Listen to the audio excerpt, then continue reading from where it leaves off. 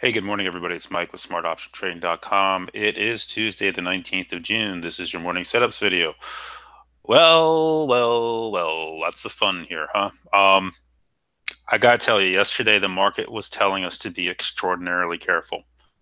I made a couple trades, made quick money, did not stay long enough yesterday to make the big profits I should have, but left no risk on the table coming into today. And the clue was that they were sweeping everything with weekly momentum type sweeps into the same names over, and they were not really putting on any big bets anywhere. And that to me was a really big clue that the market was worried about something. So when you look at us here now today and you look at where we're at, we have a big gap down. No other way to look at it. Big gaps downs all over the place here. On the SPY, right? Here's that breakout level we said 274.25. Well, guess what? We are below it here right now. We were way below it for a while, all the way down to 272.51. And you can see it on the ES here, right? The ES came down, put it in a low, and has bounced nicely here. But we still have an hour and 45 minutes to the open, and we always know lots of games happen between now and then. So the real question becomes to me today: is this a buyable dip? If we're going to dip down through the 21 day. Are we a buyable dip here on this, or are they going to try to get some more shorts in this market and squeeze us? And that's really what we have to look at. If they want to take us lower, there's plenty of room to do it. They can bring us down to that magical 270 area again, right? We've played with that a bunch of times, right? That would actually make some more sense now. You got the 50, the 100 day all right here on the SPY coming together, right?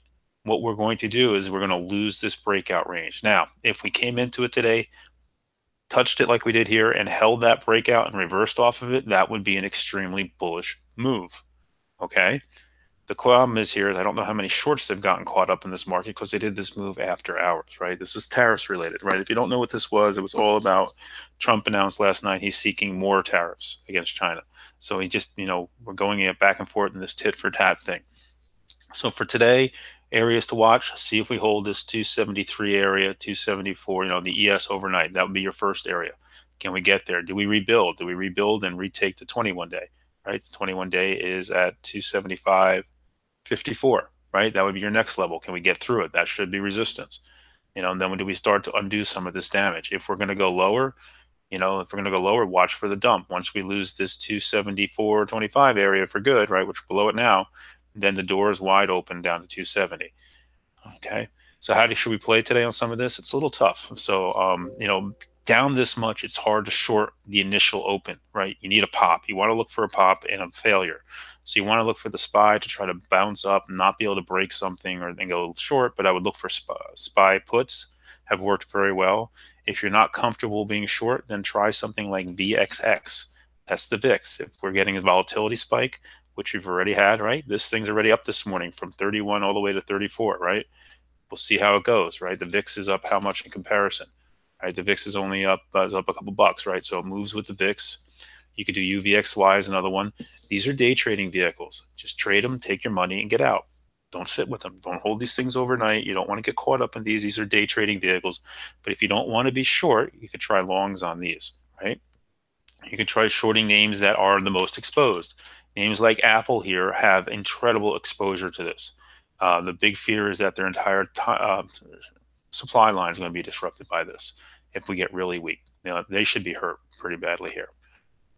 Likewise, now as we turn, you should look to see the names they come after here. So first off, you got to look at the strong names. I always tell you, look at the strong names before you go looking into into dumpster diving, right?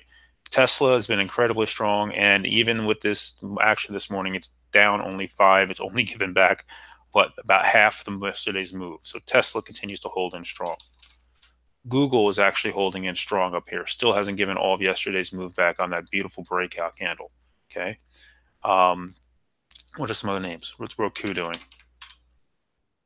Roku's still holding up here. Roku may not care too much about a Chinese type trade war.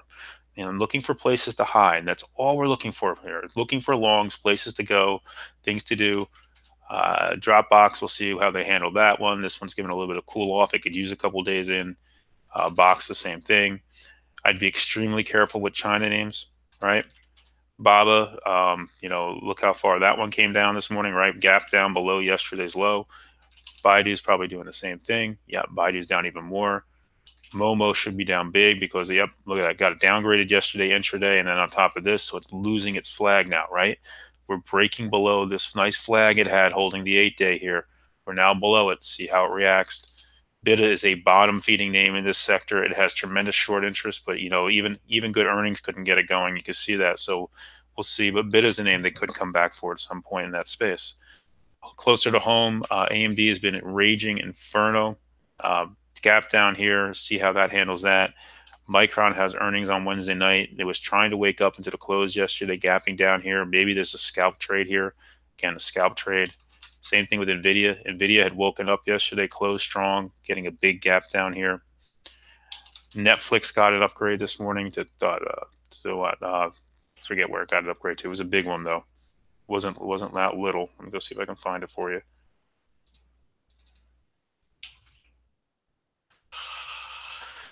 I'll tell you, ever since Microsoft updated their Edge platform and a couple TweetDeck updates, I'm having huge issues. Point raised to 420 from 367 at Piper.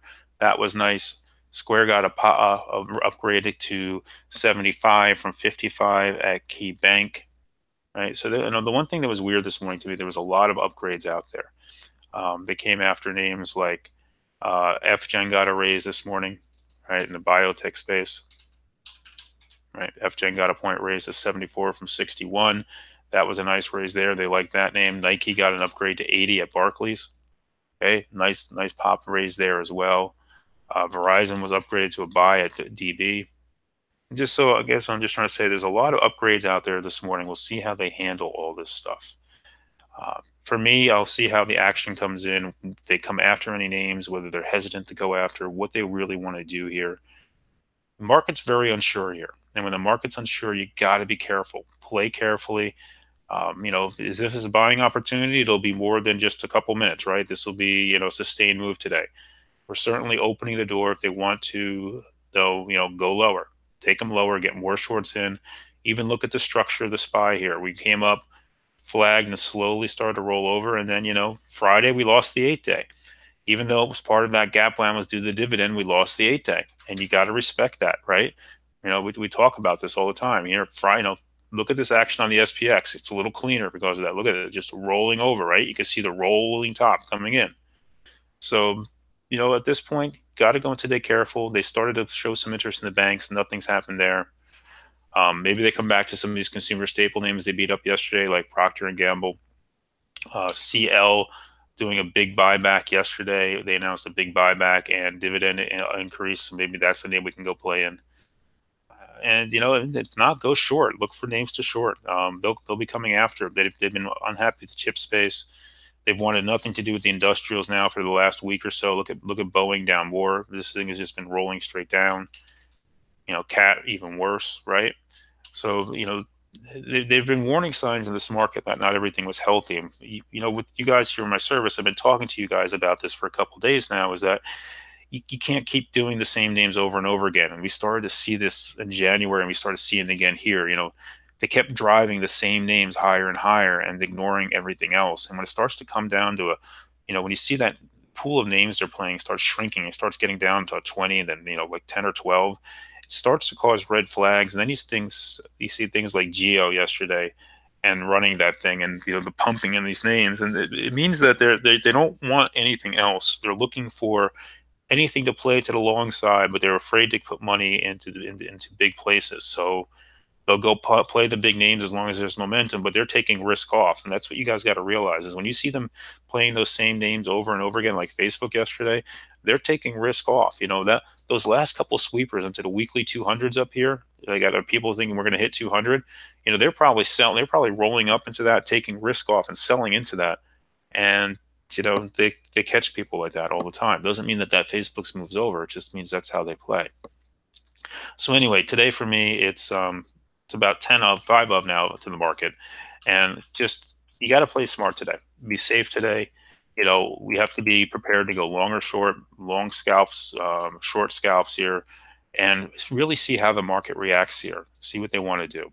So if you're not in my service and you're interested in learning more about me, come over to smartoptiontrade.com.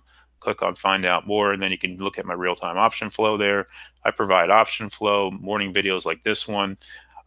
Usually we're much more, looking for more better setups, but today it's really just a tough day. And I don't mind saying that to you guys that, some days are tough and you just need to sit back and relax. We do a recap video every night, talk about the flow. We have our own mentoring webinar every Thursday night, and I go live during the day anywhere from an hour and a half to 2.5 hours a day. So if this is something you're interested in, subscribe now. It's only $25 for the first month. Guys, $25, you spend more than that going to a movie. So cheap, give me a try, touch base with me, and I appreciate it. And if not, I'll continue to do these things for you guys out there once in a while. Everybody have a great day. Be safe. People and the subscribers, I'll be back live at 9. See you then.